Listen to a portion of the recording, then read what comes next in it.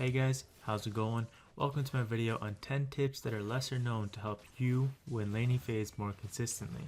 I tried to make the video as short as possible to cater to the average person's short attention span, so be sure to watch it all as the video is now full of information. Let's get started right away. Number 1. Attack your lane opponent whenever they try to kill a minion. To do this, stand near the dying minion. This is really advantageous because they can't retaliate since they want to kill the minion for gold. They also have to enter your range to get the minion, meaning that you will have an easier time trading. The enemy's movements will be a lot easier to predict because you know that they are going for the minion, and eventually the enemy laner will die, be zoned from farm, or be forced to reset. Consistently trading with your enemy laner like this will help slowly build a lead on them to ensure that you win your lane. Number 2. If you're in bot lane and your partner is attacked, attack the enemy laner's back as their focus is not on you. They use cooldowns and are focused on your partner, so feel free to all in them, or if you know you can't kill them, damage them anyways. Don't let them all in your lane partner for free. Doing this makes sure that you aren't abusing your lane and you're punishing the enemy laners for mistakes or engages. Don't let them get damage on your lane partner for free. This will cause pressure against you and make sure that you either get zoned, lose farm, die, or you'll be forced to reset because your partner is too low. Number 3. Watch and time the cooldowns on the enemy laner's major abilities and summoner spells. A lot of people ping the uses, but they don't actually pay attention to the timers. Summoners and major abilities being on cooldown can completely change the outcome of a fight and in the long run, maybe even the game. Abuse cooldowns. Blitzcrank is useless without a Q. Twitch is a free kill without his summoners. Learn to time these things and pick your fights according to the cooldowns. Getting the 1 or 2 free fights in a game from doing this can easily change the outcome of the entire game. Number 4. Note that trading your support for their AD carry is worth it. A dead AD carry cannot farm. This one applies to bot lane mostly. If there's a scenario that your lane partner gets all in, but you're able to kill their AD carry, do it. The AD carry will lose a lot of farm and in the end, you will have a lead. A lot of supports like Janna and Soraka cannot even stop you from setting up the wave however you want. These small leads can snowball into a bigger one and make sure you end up as the winning laner. Number 5.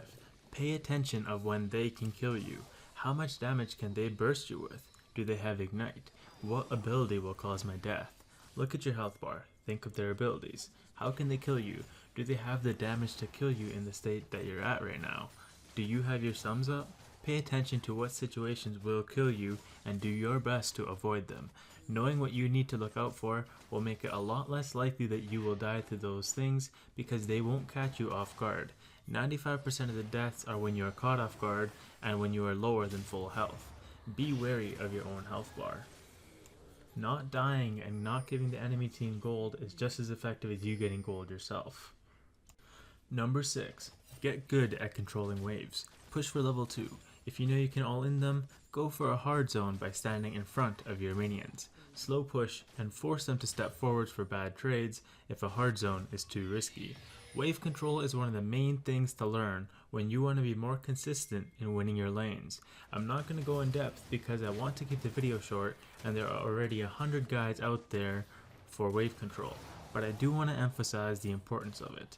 I do not see players pulling wave control off correctly up until high diamond. It's very simple once you learn and implement it, and it really enhances your ability to win your games, yet nobody ever does it.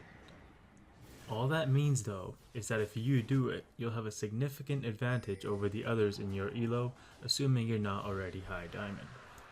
Number 7. Beware of enemy ganks. Leads can instantly disappear in one gank if you don't pay attention. Generally, in most cases, junglers will try to gank lanes that are pushed past halfway, so be extra wary in those situations. Pay attention to your minimap and ward when you can. Try to freeze the wave if you can't get vision, and try to get vision when it is safe to do so. If you are not careful with this tip and get ganked and die, you could lose the lead you get from every other tip that I have mentioned so far. Number 8. Fight on level leads. Watch your experience bar and note that a level is instantly worth a few hundred golden items stat wise, so try to abuse your level advantage when you do have it. A higher level means more health, more defensive stats, and more damage. If you have a level advantage, try to use it. So many players I see don't abuse the level advantage, and it's crazy to me. Push for level 2 and abuse the level 2. Use your experience bar to even survive sometimes. If you're about to level up, use a dying minion for the extra bit of health in your escape. I see pro players do this all the time unnoticed. Level advantages are huge. Abuse them. Engage on enemies when enemies have cooldowns on dash or mobility abilities. They are far more vulnerable and prone to being zoned or all-in if their mobility ability is down. It's easier to hit skill shots and easier to predict movement in general. I'm talking about Ezreal, Zed, LeBlanc, Vayne, and anyone with a mobility ability. If they can't use it to run or dodge, they're a lot more vulnerable to dying or being chunked. If the enemy is careful and stays back when their dash is on cooldown, simply use it to hard zone them. Number 10. Use bushes. Bushes can take off minion aggro, extend your zone range, and hide your channels and intent. Warding bushes help a lot to secure safety. This applies mostly to bot and top lane. If a blitzcrank is in a bush, it's a lot scarier because you suddenly don't know where he is in that bush, and his zoning range just got extended by a lot. Bushes can completely change your laning phase. Players like TF Blade and other individuals on top of the challenger ladder are always seen using bushes to remove minion aggro and winning trades. Learn to ward bushes as well, especially right before you get pushed into the turret, as that is the safest time to do so. Using all these tips together will help you zone the enemy, kill the enemy, or just force your enemy to recall, or just keep you from dying.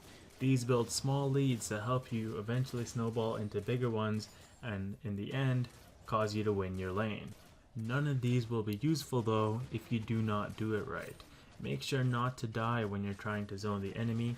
Of course, practice is going to make this perfect, and you do have to practice these things, so don't expect instant results. There's no magic trick to get you to win laning phase, but these are just 10 different things that if you do correctly, you will be a lot more consistent in doing so.